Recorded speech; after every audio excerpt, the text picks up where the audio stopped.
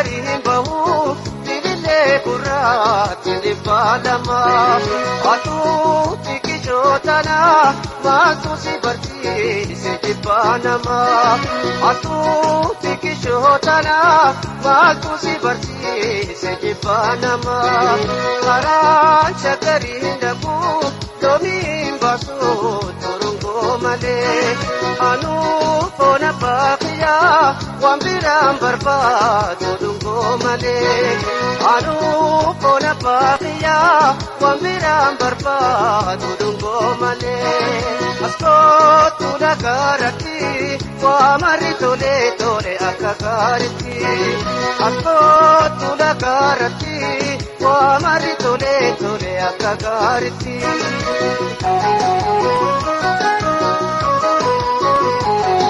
Mokoro keessatti nakkee kuruphee dhaltee lama hoosiftu kakuu yaahudii rabbii kandala ormaaf nama boosiftu mokoro keessa yaahurrii akka roobbilaa kaatu baaburrii dafii qola gaaratti barrisi waaqarra kaallatti ijaaruuf ijaaratee bukeedhaan kabaadatee malee sijaaluuf sijaalatee garuu siisiniin taate malee askootu lagaaratti waa marri tolee tole akka gaaritti askootu lagaaratti waa marri tolee tole akka gaaritti.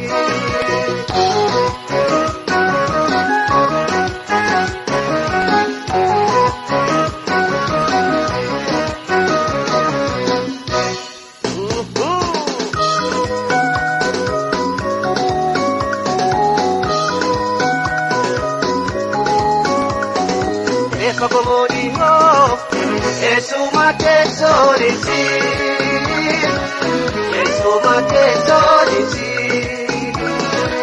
enyuna bimaima ana barbadalisi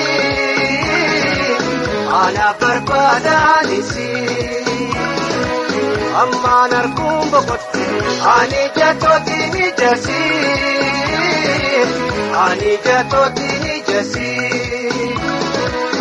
yaa guyyaa lakkaawwamaa deemoo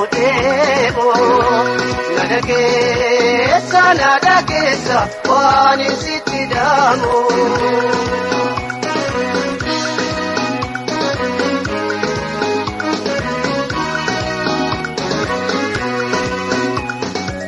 Nin barbaada naafi mateessoo ishii. Nafi mateso isi wali jirki lupunti ya bitasi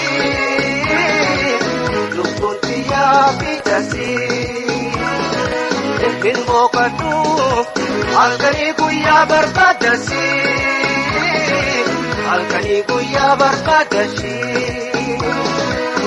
ya guya lakkaawama deemoo na dhageessa waan sitti dhaamu.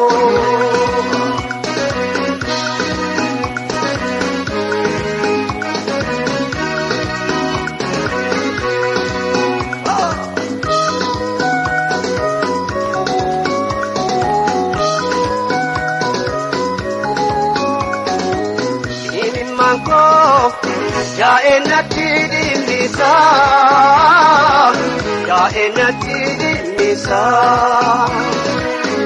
ajiru isi enyuma na besisa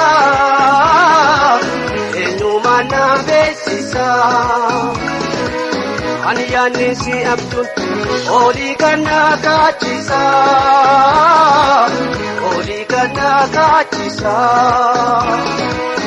ya guya lakkaawama deemoo na dhageessa waan sitti dhaamu.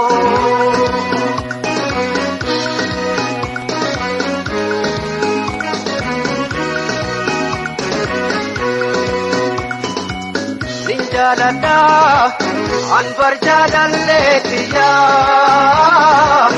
Anbarjaadan leetiyaa Abuun dandaayu ishiin soora lubbuutiyaa Injiraatu isi malee qofaatiyaa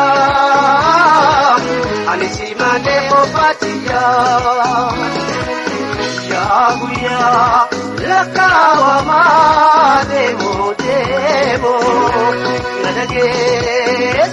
dhageessa waan sitti dhaamoo.